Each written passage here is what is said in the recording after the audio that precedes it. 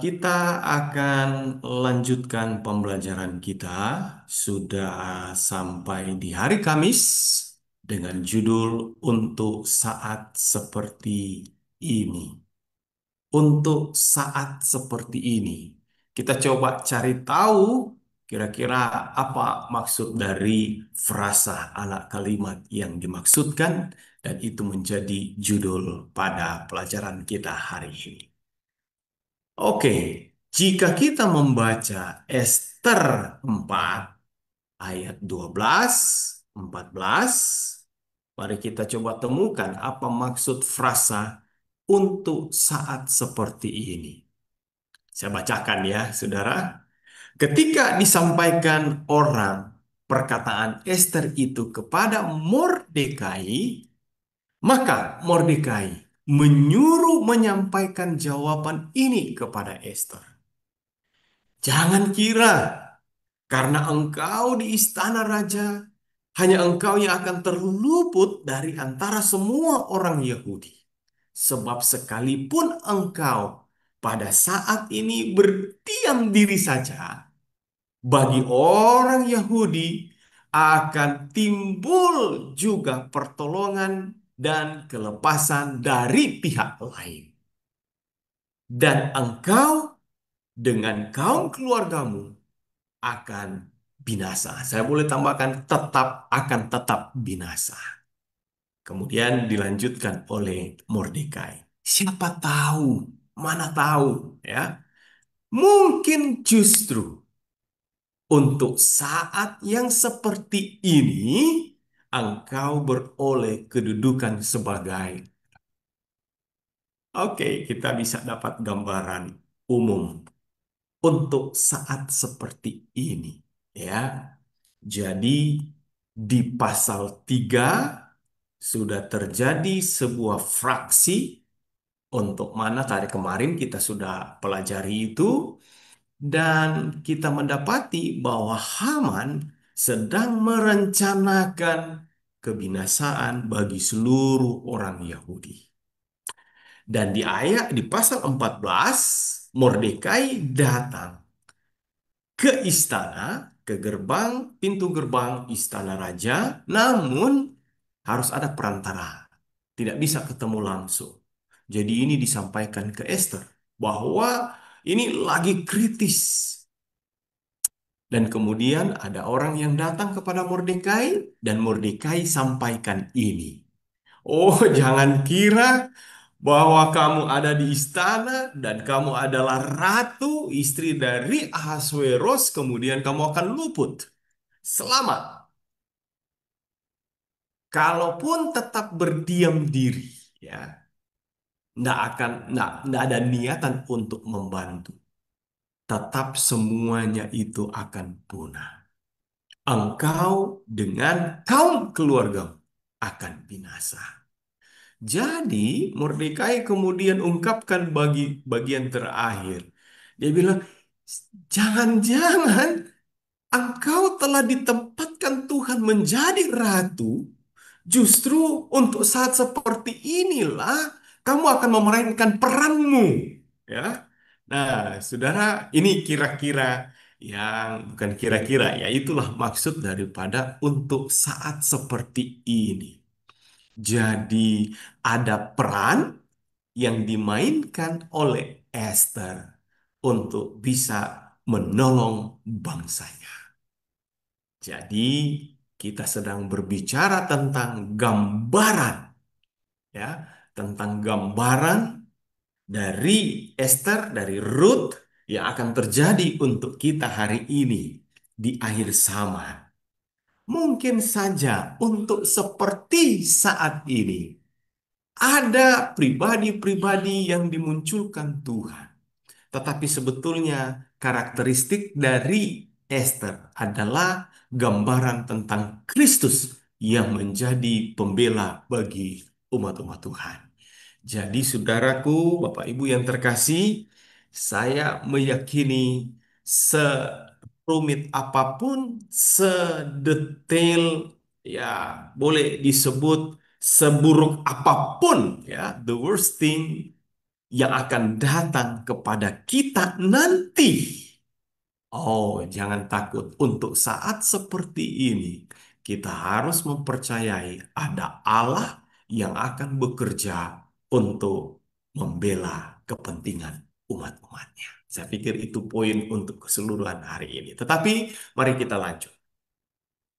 Ya, jadi di pelajaran sekolah sahabat kita ada muncul pertanyaan ini. Bacalah Ester 4 ayat 3, 14 itu tadi yang kita sudah bacakan. Kemudian Ester 5 ayat 1 sampai 3. Ini adalah upaya Ester dari ajakan setelah ajakan panggilan daripada Mordekai untuk bertindak, ya. Dia memberanikan diri. Oh, luar biasa, Saudara. Dia berkomitmen untuk membantu, ya. Ya, karena dia merasa dia adalah orang Yahudi dan dia berprinsip seperti ini.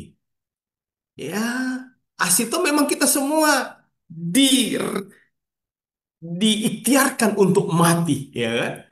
Dan kemudian dia memberanikan diri untuk datang menjumpai raja. Ada undang-undang tidak diperbolehkan kalau tidak diundang. Dan Esther memberanikan diri. Jadi dia mempertaruhkan nyawanya. Jadi kalau memang saya mau mati, ya memang saya akan mati. Tapi siapa tahu, ya saya akan buat ini. Justru mungkin ada hal yang lain yang akan terjadi. Kemudian Ester pasal 9 ayat 20 sampai 28 bagaimana eksekusi kepada Haman dan bagaimana pemulihan kepada orang-orang Yahudi itu terjadi. Dengan membaca ayat-ayat ini, pelajaran apakah yang dapat kita petik dari perikop-perikop tersebut mengenai penderitaan kita di saat-saat terakhir sejarah bumi? Baik, saya coba merangkum ke dalam 4 hal atau 4 poin penting. Ingat, oleh karena kita umat Tuhan, maka ada agen, ingat ini lanjutan kemarin, yang akan berusaha untuk menekan kita. Ketika Wahyu pasal 12 ayat 17 menyebutkan bahwa ini mengenai naga, dia akan semakin marah kepada kita. Sasaran, objek, tujuan daripada serangan setan adalah kepada kita umat-umat Tuhan yang tetap setia memelihara hukum-hukum Allah. Jadi, oleh karena itulah, maka penderitaan akan dialami oleh umat-umat Tuhan. Tapi janji Tuhan, ketika dia berada di atas bukit, berbahagialah kamu oleh karena kamu dianiaya, difitnah, ya, dicela, apapun itu tuh yang akan terjadi, the worst things yang akan boleh terjadi kepada kita. Saudara, kita akan pelajari dari pengalaman Esther. Yang pertama, mari saya boleh bawa pemikiran kita. Yang pertama, dari peristiwa-peristiwa ini adalah kedaulatan dan pemeliharaan Tuhan yang tersembunyi. Meskipun nama Tuhan tidak disebutkan dalam kitab Esther, ya, jelas terlihat bahwa Tuhan sepenuhnya berdaulat. Tuhan sepenuhnya yang take control everything dan memelihara umatnya. Ester 4 ayat 14, Mordekai berkata, sebab sekalipun engkau pada waktu ini berdiam diri saja, bagi orang Yahudi akan timbul juga pertolongan dan kelepasan dari pihak yang lain. Ini menunjukkan keimanan Mordekai bahwa Tuhan pasti akan meluputkan. Pelajaran bagi kita di akhir zaman, kita mungkin akan menghadapi penderitaan, penganiayaan, atau situasi yang terasa tidak ada harapan, tanpa harapan. Namun kita perlu mengingat bahwa Tuhan tetap memegang kendali. Dia memiliki rencana dan akan menyediakan pertolongan. Bahkan jika kita tidak melihatnya secara langsung, kasat mata, tetap Dia sedang bekerja untuk kita. Keyakinan akan kedaulatannya akan memberikan kekuatan di tengah-tengah kesusahan hidup kita. Kemudian yang kedua adalah tanggung jawab dan keberanian untuk bertindak. Inilah pelajaran yang boleh kita ambil. Ester 4 ayat 13 14 tadi ya sudah dibacakan, menekankan bahwa Tuhan seringkali memakai umatnya sebagai alatnya. Dan akhirnya Mordekai menantang bahwa jangan-jangan untuk sekarang ini engkau ada di sana sebagai ratu karena Tuhan punya maksud tertentu untuk bisa membebaskan mereka. Jadi inilah sebuah tindakan yang Esther mengambil resiko besar menghadap raja tanpa dipanggil, sebuah tindakan yang berujung pada kematian, namun keberaniannya justru membuka jalan bagi keselamatan bangsanya. Pelajaran apa untuk kita? Di akhir-akhir, di saat-saat terakhir, umat Tuhan mungkin akan dihadapkan pada pilihan sulit. Sabat atau minggu. Ah, ya, apakah kita akan berdiri atau berani membela kebenaran? Stand for the truth. Bahkan dengan resiko pribadi. Tiga orang muda, Sadrak, Mesak, Abednego. Apakah kita mau dengan berani berdiri untuk kebenaran? Kitab Ester mendorong kita untuk tidak pasif. Tuhan memanggil kita untuk bertindak dengan iman dan keberanian, menggunakan posisi atau karunia yang Dia berikan untuk kemuliaannya dan kebaikan orang lain, meskipun itu berani menghadapi penderitaan atau tantangan. Esther bisa memerankan dua peran. Dia bisa dilambangkan sebagai Tuhan yang bekerja untuk membela kita, tetapi dia juga bisa mewakili peran sesama kita manusia yang kemudian membantu membela kebenaran. Kita tetap meyakini hal yang sama, kita memiliki Tuhan yang bekerja dan mengupayakan yang terbaik dan membela kepentingan kita, tapi bisa saja ada orang lain yang bekerja untuk berdiri dan kemudian menolong di dalam penderitaan-penderitaan tersebut. Bisa saja saya, bisa jadi saudara di satu waktu untuk saudara yang lainnya. Kemudian yang ketiga, pentingnya solidaritas dan persatuan umat Tuhan. Setelah kemenangan di dalam Ester 9 ayat 20 sampai 28 menceritakan bagaimana Mordekai menetapkan hari raya Purim. Purim ini dari kata pur. Pur adalah membagi-bagi, ya. Purim, im menjadi jamak, ya. Tadinya Abraham, sorry, ada im, akhiran im itu adalah menandakan jamak. Jadi pembagian yang ya, jadi ini adalah sebuah peringatan. Perayaan ini menekankan persatuan dan solidaritas di antara orang-orang Yahudi. Apa yang terjadi? Sudah lihat dari kata asal kata itu sendiri untuk Purim. Mereka berbagi makanan, memberi sedekah, saling mengingat bahwa mereka adalah satu umat yang telah diselamatkan dari kehancuran. Pertama kali itu ada atau tercipta pada waktu peristiwa Ester ini. Dan hingga hari ini orang Yahudi merayakan hari raya Purim. Pelajarannya bagi kita, di akhir zaman, ketika tekanan, penderitaan semakin meningkat, sebaiknya seharusnya persatuan dan solidaritas di antara umat Tuhan itu harus dijunjung tinggi. Itu sangat krusial. Kalau hari ini, saudaraku, kita masih gontok-gontokan, kita masih merendahkan orang lain, kita masih berantam beradu dengan orang lain, di jemaat kita kurang harmonis. Saudara, itu tidak menggambarkan kita sebagai satu umat yang sedang menantikan kedatangan Tuhan yang kedua kali. Wah, bagaimana kita menghadapi ancaman setan sedang bekerja keras untuk mengintimidasi kita, iman kita. Justru di dalam kita tidak kompak, tidak ada persatuan, tidak ada kerukunan. Coba saudara, wah ini rentan. Jika di jemaat, tetangga, bukan tetangga ya, sesama anggota gereja dan kemudian tidak ada persatuan.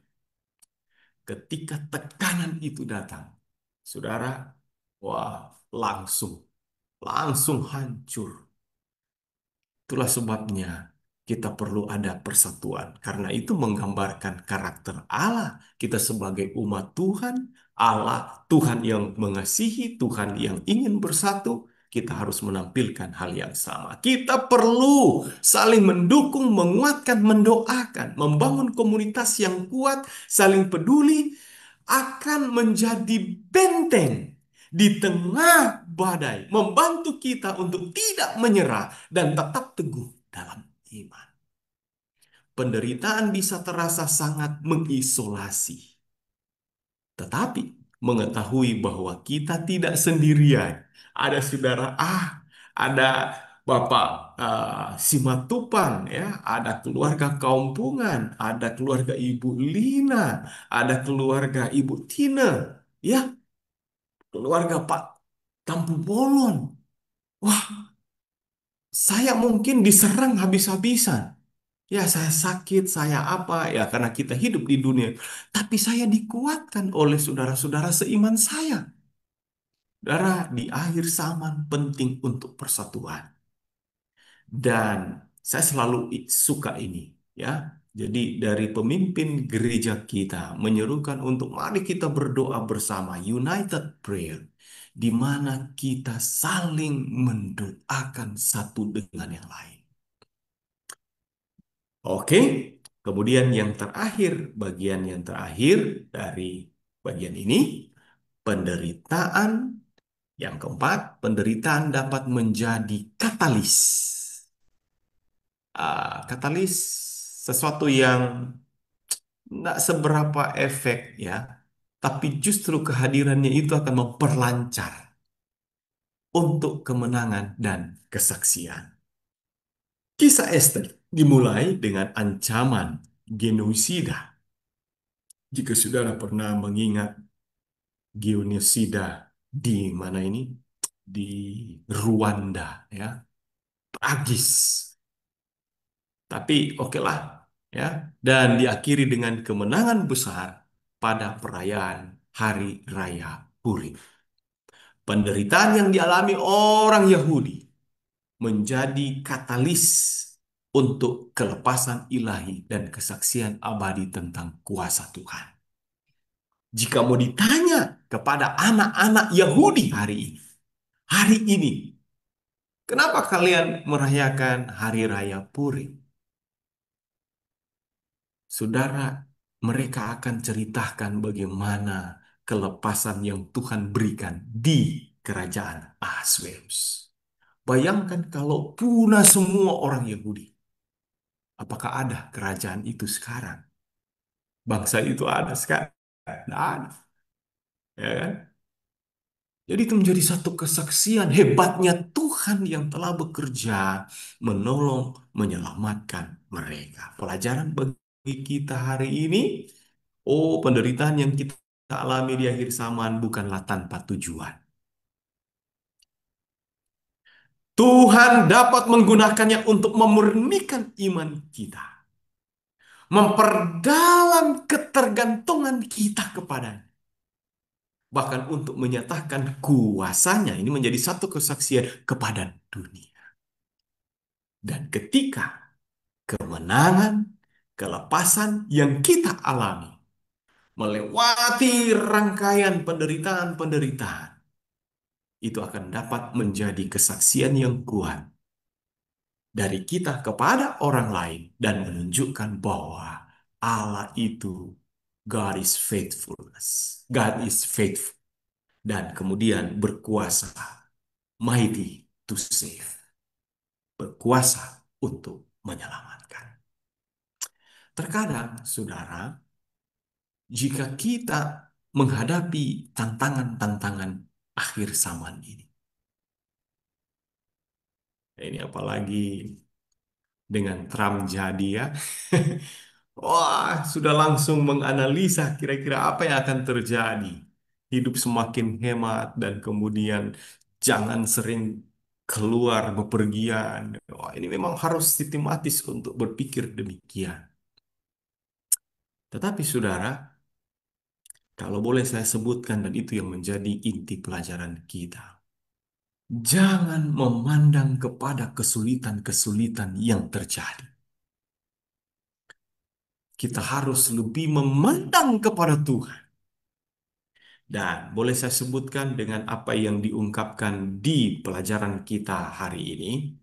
Tapi sebelumnya ini mungkin menjadi refleksi di bagian terakhir ada satu pertanyaan. Segala sesuatunya berjalan dengan baik, setidaknya dalam cerita ini bagi umat Tuhan. Walaupun sebetulnya ada lika-liku, bahkan tertekan umat Tuhan dan berujung dengan baik. Namun, itu tidak selalu terjadi seperti itu, bukan? Lalu, ini menjadi refleksi untuk kita. Mengapa kita harus selalu mengambil pandangan jangka panjang tentang bagaimana hal untuk mempertahankan harapan kita memiliki, harapan yang kita miliki di dalam Kristus. Kalau cuma pendek, cara pandang kita pendek, ya udah nggak ada beras, Pak Gibson ya. Udah nggak ada ini. Waduh, anak-anak harus sekolah. Tadi Ibu Heti doakan saya. Terima kasih Ibu ya. Terus bagaimana? Itu cara pendek kita berpikir. Cara pandang pendek itu. Kita perlu untuk memandang secara global, secara panjang. Jika kita melihat sudah coba satu kali, ya udah ke tempat lain, aduh belum sembuh. Atau ada masalah perekonomian atau masalah keluarga atau masalah lainnya ke sana dua-dua kali percobaan tiga kali nggak ada hasil. Jika saudara langsung merangkum kisah itu, wah Tuhan tidak bantu saya. Selesai. Saudara, jangan lupa Tuhan masih belum menyerang terhadap kita, terhadap saya, terhadap saudara. Dia masih terus bekerja bagaimana mau menjadikan kita semua untuk percaya dan yakin Dia setia dan akan memberkati dan kemudian ujung-ujungnya adalah kebaikan untuk kita. He never give up. Dia tidak pernah membiarkan satu jiwa untuk harus binasa. Ini luar biasa, saudara. Jadi, kita harus melihat dalam jangka yang panjang. Ketika nubuatan-nubuatan ini ada, maka kita boleh melihat bahwa ada rencana Tuhan bagi hidup kita. Jadi, cara pandang kita harus berbeda.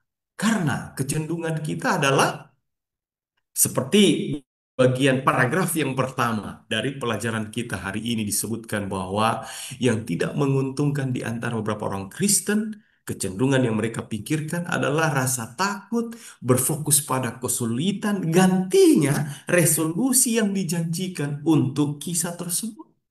Meskipun Tuhan tidak menutupi masa depan, Dia jujur dengan peristiwa-peristiwa yang akan terjadi.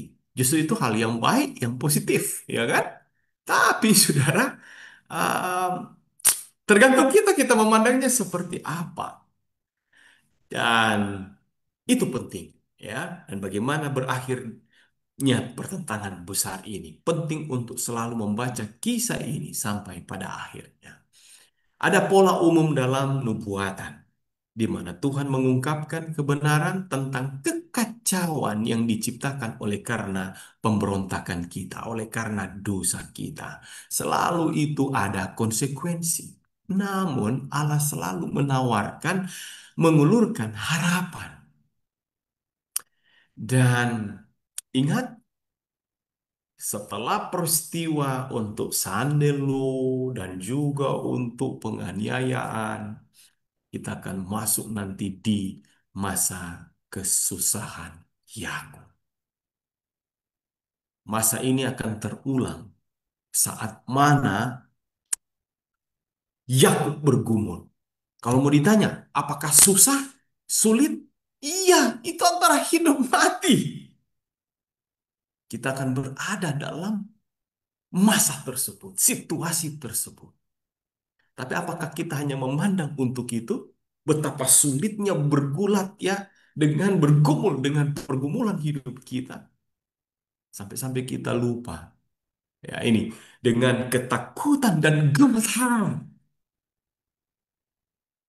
Padahal kita lupa. Justru di akhir dari masa, ya kita sebut masa kepicikan Yakub ya, masa kesusahan Yakub. Saudara, kita dapati Yakub menang. Bahkan Yakub diganti namanya Israel. Kita sedang menuju ke sana. Dan ketika masa itu tiba, saudara ingat hari ini. Jangan pernah memikirkan kesulitan itu. Ini ya kan sudah ada beberapa yang terjadi dan kemudian di masa itu akan semakin lebih dicurahkan. Ya, jangan pernah khawatir untuk hal itu. Justru di sana ada janji pembebasan.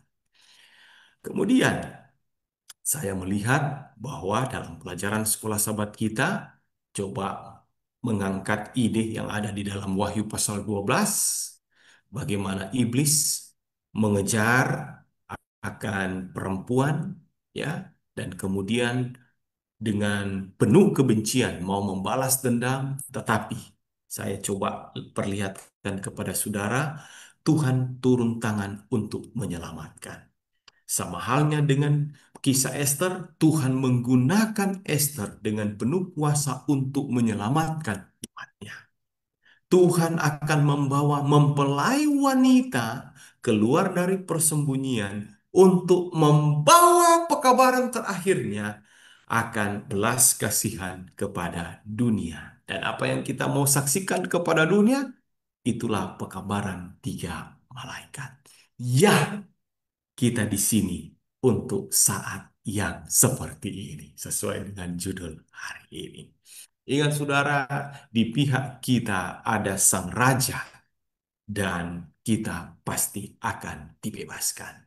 Bagian yang terakhir yang ingin saya sampaikan adalah melalui kisah dari Esther, mari kita coba perlihatan secara umum keberadaan umat Tuhan di akhir zaman. Benar, kita berada dalam ancaman, namun tetap terpelihara. Ada kaum minoritas yang terancam, sama seperti dengan orang Yahudi di kerajaan Persia. Kemudian kita perlu ingat bahwa pemeliharaan ilahi itu selalu nyata. Asalkan kita berserah seperti yang mereka lakukan, mereka bersatu, mereka berdoa, mereka berpuasa dalam 3 hari. Kemudian Esther menghadap raja. Kelepasan pun kemudian itu terjadi. Ingat, pemeliharaan Tuhan tetap ada bagi kita. Kemudian ada panggilan untuk berani bertindak. Kita harus berdiri teguh. Kita harus berdiri untuk kebenaran. Kita harus berani menyampaikan kebenaran kasih karunia Yesus kepada dunia, secara khusus pekabaran tiga malaikat kepada dunia, supaya ada banyak orang yang kemudian keluar dari Babel bergabung dengan kelompok umat-umat Tuhan. Kemudian itu fokus ya, highlights khusus untuk umat Tuhan di akhir zaman. Ini kemudian kita coba highlights. Oh, masih ada lanjutan, maaf. Identitas yang tersembunyi tetapi nyata. Ya, identitas Yahudi Ester disembunyikan. Ini bisa menjadi pengingat bahwa umat Tuhan di akhir zaman mungkin tidak selalu menonjol secara lahiriah atau dikenal luas, tetapi identitas mereka memiliki Kristus sebagai milik Kristus adalah nyata dan menjadi dasar perlindungan ilahi. Sorry, minta maaf. Jadi, saudara, ya mungkin ini kisah dari Esther ya, tetapi kita tidak usah sembunyi. Saya dulu SMP di sekolah negeri. Selalu izin hari Sabat. Kenapa kamu nggak masuk sekolah? Saya izin untuk ibadah. Dulu sekolah saya SMP berseberangan atau muka dengan muka atau ya berhadapan ya, depannya itu gereja kita. Saya kemarin pernah dulu itu malu untuk menunjukkan saya datang gereja hari Sabat. Saya tak malu kalau teman-teman lihat. Tapi saya tetap yakin saya harus gereja. Jadi sudah apa yang terjadi? Saya mutar dari sebelah samping ya dan kemudian baru masuk gereja dari belakang. Itu dulu. Kemudian mami saya lihat gaya saya seperti itu, dia kemudian tegur. Dia katakan, kalau kamu tidak berani mengakui Allah di depan umum, sudah tahu kalimat itu ya. Uh, saya langsung terhentak, saudara, tersentak. Oke, jadi mulai dari saat itu, saya datang ke gereja dari depan, masuk gereja. Seperti itu. Oke, ada beberapa orang, ya, kita mungkin akan, orang tidak tahu ya identitas kita. Tapi ketika kita berada di dalam komunitas, teristimewa saya dulu berada di pelayanan di Surabaya, saya masuk di ya namanya K3S, bagian sebagai koordinator untuk kerohanian. K3S ini adalah kerukunan keluarga Kawanua Surabaya ya. Saya pikir di K3S juga di Amerika ada, dan mereka kan tahu bahwa di saat mana kita makan, maka mereka lihat, oh, menu yang kita pilih, di situ akan terungkap identitas kita. Mungkin dari awal tidak, jadi setelah itu sudah mulai mereka mengerti. Wah, Pak, ini ambil yang di sini aja. Ya. Kemudian kalau rapat atau ada event apa gitu, kalau sudah mau hari Sabat, wah, Pak, ini sudah mau, oke, saya izin pulang duluan. Seperti itu. Kalaupun ada aktivitas-aktivitas di hari Sabat, saya bilang, wah, oh iya ya, Bapak pelayanan, ada ibadah, ya sudah nggak apa-apa. Seperti itu, saudara.